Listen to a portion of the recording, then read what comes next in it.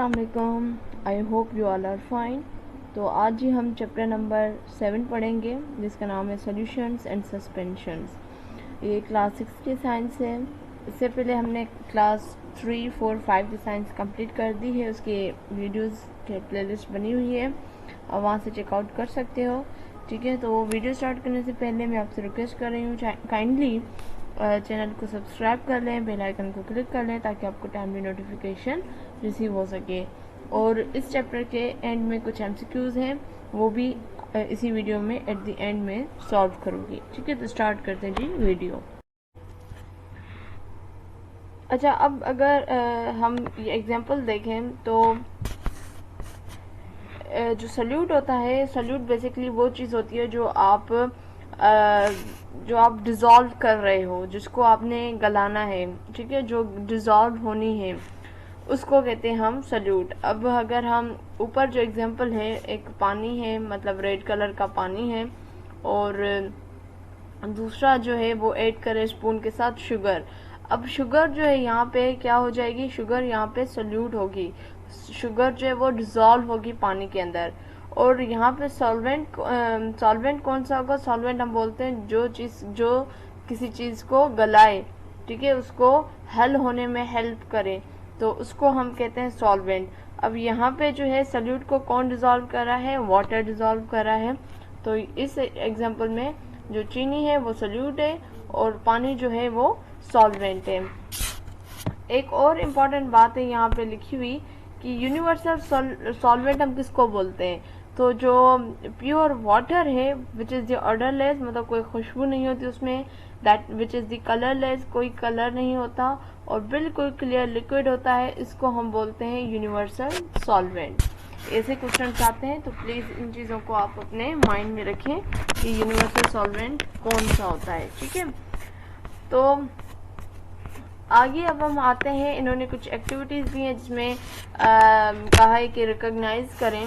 तो इसमें जो है आप देखें कि एक्यूसिव सॉल्यूशंस हम बोलते हैं वो सॉल्यूशंस जिसमें पानी जो है वो एज ए सॉल्वेंट यूज़ होता है, और यूनिवर्सल सॉल्वेंट ऑब्वियसली वाटर ही है जो हमने पीछे पढ़ा।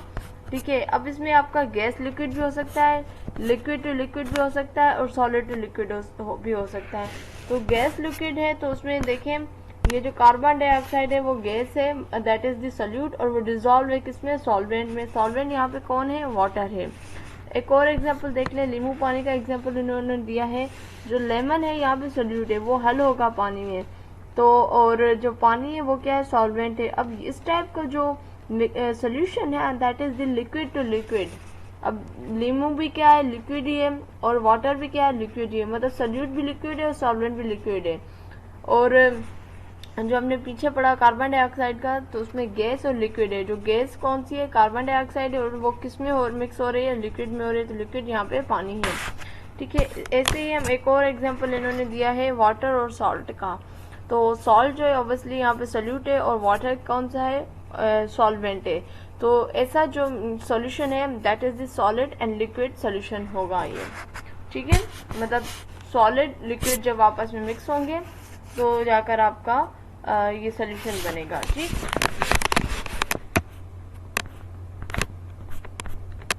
अब है पार्टिकल मॉडल ऑफ सॉल्यूशन। ठीक है, इन्होंने कुछ बताया है कि हमने पढ़ा हुआ है कि जो मैटर है वो बना है बहुत छोटे छोटे पार्टिकल्स से, और ये जो पार्टिकल्स हैं हर कॉन्स्टेंटली मोशन में रहते हैं। ठीक है, अब क्या होता है कि जब जो सॉल्यूट है वो डिजोल्व होता है किसी भी सॉल्वेंट में, और फिर वो सॉल्यूशन बनता है। अब इन्होंने जैसे एग्जांपल दिया है, तो सॉल्यूट और सॉल्वेंट जब पानी में मिक्स करेंगे तो उसको हमें क्या करना होता है? इसको हिलाना होता है, उसको मोशन में मिक्स करना होता है। ठीक है, तभी जाकर वो क्या होगा? डिजोल्व होगा। और जैसे यहाँ पे कह रहा है कि वेन सॉल्यूट में ऐड कर लिए आप when a solute such as salt is added to a solvent such as water, the particle of both the solute and solvent evenly mix with each other to form a solution. जब वो दोनों आपस में mix हो जाएंगे, इस वजह से हम फिर उसको चम्मच से हिलाते हैं, जब वो इवनली मिक्स हो जाएंगे तो फिर वो जाकर एक क्लियर सही सोल्यूशन बनेगा। ठीक है, और in this mixture the particle of one substance, जो कौन सा है? The solute are distributed uniformly throughout another substance, जो सॉल्वेंट है। और ऐसे मिक्सचर को जब वो प्रॉपर मिक्स हो जाएगा तो ऐसे मिक्सचर को हम कहते हैं होमोजीनियस मिक्सचर, ठीक है। और जिसमें जो सोल्यूशन बनेगा वो बिल्कुल क्लियर और ट्रांसपेरेंट होगा, उसमें कोई ज़रात नहीं होंगे, कुछ भी नहीं होगा। ऐसे मिक्सचर को या ऐसे सोल्यूशन को हम होमोजीनियस सोल्यूशन बोलते हैं। एक और यहाँ सॉरी एक और यहाँ पे इन्होंने एक बात बताई है कि कोई भी जो सोल्यूशन है जिसमें कंपोनेंट्स हैं वो उसमें जो कंपोनेंट है आइदर वो जो लिक्विड है, सॉल्वेंट है या सोल्यूट है, वो अपनी properties always retain their property. Retain मतलब बरकरार रखना, अपनी प्रॉपर्टी वो बरकरार रखता है। अगर हम चीनी और पानी का एग्जाम्पल लें तो चीनी मिक्स होने तो चीनी की जो प्रॉपर्टी है उसमें उसकी मिठास जो है वो बरकरार रहती है, ठीक है। इसी तरीके से सॉल्ट का देख लें तो उनकी जो प्रॉपर्टीज हैं वो सेम ही रहती हैं, वो बरकरार रखती हैं, ठीक है। और इन कंपोनेंट्स को आप सेपरेट भी कर सकते हो बाय फिजिकल मेथड्स, ये जैसे फर्टिलाइजेशन कह रहे हैं, जैसे फिल्ट्रेशन वगैरह हमने पढ़ा था, या डिफरेंट मेथड्स हैं उनके थ्रू हम इनको सेपरेट भी कर सकते हैं।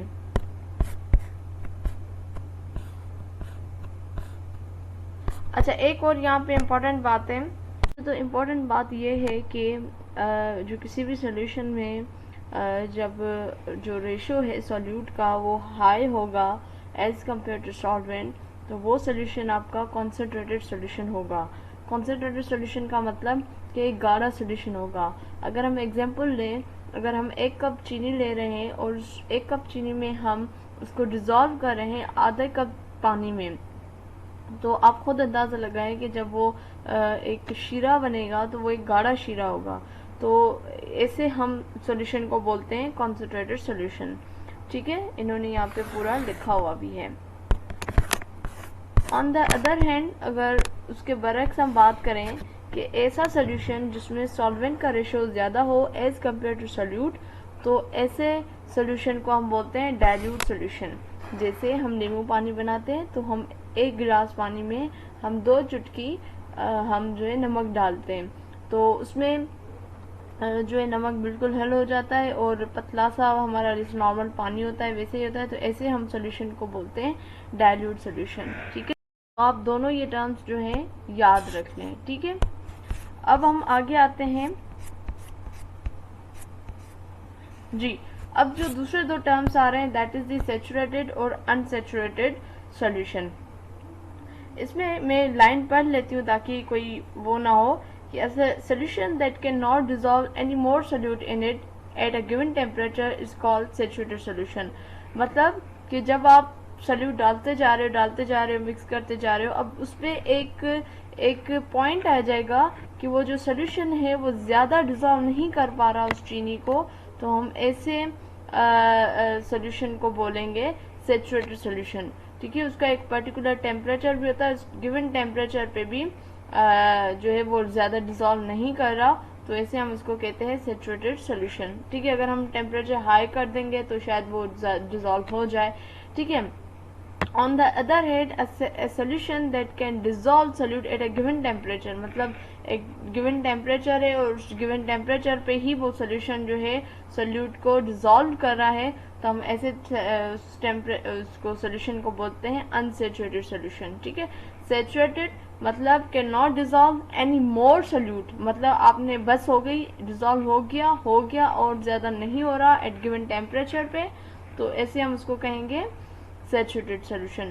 or a solution that can dissolve solute at given temperature, that is called the unsaturated solution, ठीक। अब एक और टर्म है solubility, ठीक है। ये वाला solubility क्या होती है, ये होती है is the maximum quantity of the solute, मतलब ज़्यादा से ज़्यादा जो हम सोल्यूट को डिजॉल्व कर पा रहे हैं वो हो रहा है 100 ग्राम ऑफ वाटर, ठीक है, एट अ गिवन टेम्परेचर पे, तो हम उसको बोलते हैं सॉल्युबिलिटी। अब सॉल्युबिलिटी के जो है दो फैक्टर्स हैं, लेकिन फैक्टर्स पे जाने से पहले एक और इम्पोर्टेंट पॉइंट है कि डिफरेंट सॉल्यूट का एक डिफरेंट सॉल्युबिलिटी होती है। मतलब अगर हम 100 ग्राम में देखें, 100 ग्राम ऑफ वाटर में देखें, तो शायद वहाँ पे 2 चम्मच चीनी से ज़्यादा, शायद मैं कह रही हूँ, एक मेरा अंदाज़ा है, ठीक है, कि उससे ज़्यादा डिज़ोल्व ना हो पाए, ठीक है, या इस तरीके से। और वहीं पे ही जो नमक है वो शायद 3 चम्मच डिजॉल्व हो जाए। तो हर एक की अपनी अपनी सॉल्युबिलिटी है। ठीक है, अब आते हैं उनके दो फैक्टर्स पे। एक तो होता है सॉल्यूट पे कि सॉल्यूट कैसा है, उस पर डिपेंड करता है, जो हमने डिस्कस कर लिया, चीनी है, नमक है, क्या है। और दूसरा the temperature of the solvent. अब वहीं पे ही अगर हम जैसे हम चीनी को हल करते हैं तो हम गर्म पानी लेते हैं। क्यों लेते हैं? तो वो जल्दी जो है डिजॉल्व हो जाता है। तो अगर आप पानी को गर्म करेंगे तो उसमें जितनी आप चाहे चीनी ऐड कर सकते हो। अगर नॉर्मल पानी होगा तो उसमें एक सर्टेन मतलब उसकी सॉल्युबिलिटी होगी, उसी पे ही वो डिजॉल्व हो जाएगा। ठीक है, तो ये दो फैक्टर्स हैं, उस पे जो है ये डिपेंड करती है, सॉल्युबिलिटी डिपेंड करती है किसकी? सॉल्यूट की। ठीक है जी। अब हाँ, अब यहाँ पे वही बात जो मैंने ऊपर रिपीट की थी, मतलब वही यही रिपीट हो रही है कि the changes temperature also effect solubility of solute in solvent. ठीक है, और जो ज़्यादातर जो सॉल्यूट्स हैं वो इजीली डिसॉल्व हो जाते हैं अगर आपका जो सॉल्वेंट है वो अगर गर्म है। ठीक है, एज कम्पेयर टू वाटर। और इन्होंने कहा है कि कॉमन ऑब्जर्वेशन में देखा है कि जो चीनी है वो पानी में बहुत जल्दी घुल जाती है as compare to cold water. ठीक है, अब आते हैं हम solution and suspensions and their uses. ऊपर हमने पढ़ लिया, अब हम थोड़ा सा पढ़ेंगे, सॉल्यूशंस का पढ़ लिया, अब हम थोड़ा सस्पेंशंस का पढ़ेंगे। अच्छा, अब सस्पेंशंस क्या है? ये मिक्सचर है जिसमें क्या होता है, जो सोल्यूट के जो पार्टिकल्स होते हैं वो लार्ज होते हैं और वो सॉल्वेंट में रह जाते हैं, वो नज़र आते हैं, वो रह जाते हैं, वो टेम्परली सस्पेंडेड हो जाते हैं। ठीक है, और हैंगिंग इन द सॉल्वेंट। जैसे मडी वाटर एग्जाम्पल है सस्पेंशन का, वो मिक्स तो हो जाता है लेकिन उसमें वो पार्टिकल्स मौजूद होते हैं। ठीक है, जैसे इन्होंने कहा है कि जो फॉग है विंटर में caused by suspended water, smoke and dust particle in the smoke और dust particles मौजूद होते हैं हवा में, वाटर, स्मोक और डस्ट पार्टिकल मौजूद होते हैं और उसकी वजह से फोग या जो स्मोक वो बनता है। ठीक है, अच्छा आगे इन्होंने कहा है कि एन इनसॉल्युबल सब्सटेंस में फॉर्म सस्पेंशन। इनसॉल्युबल जो डिजॉल्व नहीं हो रहा, जब वो हम उसको डिजॉल्व करने की कोशिश करेंगे तो वो सस्पेंशन हो जाएगा। जैसे हम शरबत के लिए गाढ़ा शरबत हमारा बन जाता है तो वो सस्पेंशन है। ठीक है, फिर हम उसमें लिक्विड डालकर उसको हम डिजॉल्व करेंगे, मिक्स करेंगे। ठीक है, अब थोड़ा सा इसमें हम डिफ्रेंशिएट पढ़ते हैं सोल्यूशन और सस्पेंशन का। नंबर 1 डिफ्रेंशिएट है कि जो सोल्यूशन है वो होमोजीनियस मिक्सचर है। ठीक है, मतलब उनके जो कंपोनेंट्स है वो विजिबल इतने नहीं होते लेकिन वो होमोजीनियस मिक्सचर है। जो सस्पेंशन है वो हेट्रोजीनियस है। हेट्रो मतलब मिक्स नहीं हो पाते। ठीक है, कंटेंट 2 और more pure substance which are distinctly visible, जो इजीली आप देख पाते हो कि इसमें मट्टी है, सैंड है। सैंड और वाटर का देख लो कि वो मिक्स इतना नहीं होता लेकिन वो मिक्स तो होते नहीं, डिजॉल्व नहीं होते, बेसिकली वो नजर आते हैं पार्टिकल्स।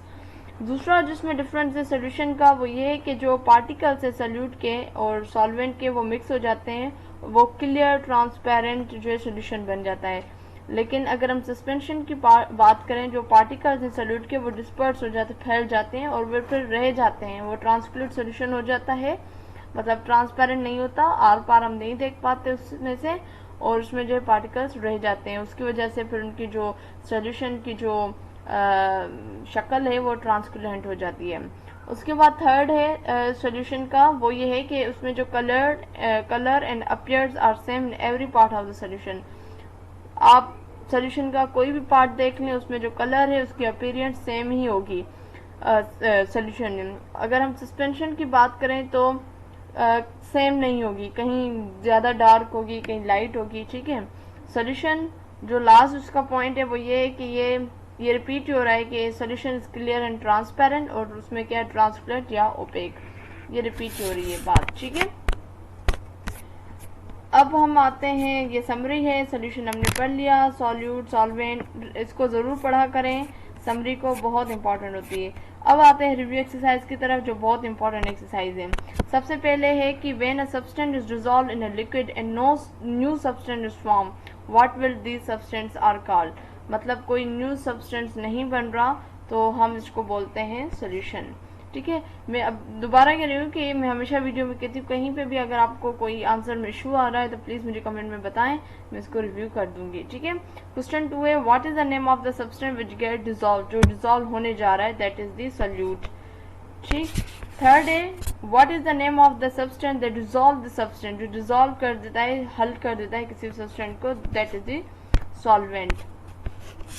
फोर्थ है, एन एग्जाम्पल ऑफ सोल्यूशन, इसमें से कौन सा एग्जाम्पल है जो सोल्यूशन का है, cement and water, sugar and water, sand and water. B है शुगर एंड वाटर, ये सोल्यूशन का एग्जाम्पल है। बाकी ए और सी जो है वो सस्पेंशन के हैं। ठीक है। उसके बाद नंबर 5 है, what is one property of suspension that make it different from solution, जो दूसरों से डिफरेंट बनाती है, सोल्यूशन से उसको डिफरेंट बनाती है, तो वो है सी, सस्पेंशन से सस्पेंडेड पार्टिकल्स। अब है question number 6, a solution that can not dissolve any more solute at given temperature is called saturated solution, हम इसको बोलते हैं, मतलब कैन नॉट डिसॉल्व। ठीक है, ये point, any more solute at given temperature, that is called a saturated solution. Question 7 है, which is the last, the solubility of solute substance increase as the liquid remain at room temperature, as the liquid heat up, as liquid cools down। तो 20 का correct है, जैसे हम उसको heat देंगे, temperature उसका बढ़ाएंगे, तो वो जो सॉलिबिलिटी है मतलब वो जो है उसकी किसी सब्सटेंस की वो इंक्रीज हो जाएगी। आपको वीडियो अच्छी लगी होगी, अगर अच्छी लगी है लाइक करें, कमेंट करें, दूसरों के साथ ज़रूर शेयर करें। मुझे अपनी दुआओं में याद रखें। अब हाजिर होंगी मैं नेक्स्ट वीडियो में, तब तक मुझे दीजिए इजाज़त। अल्लाह हाफिज़।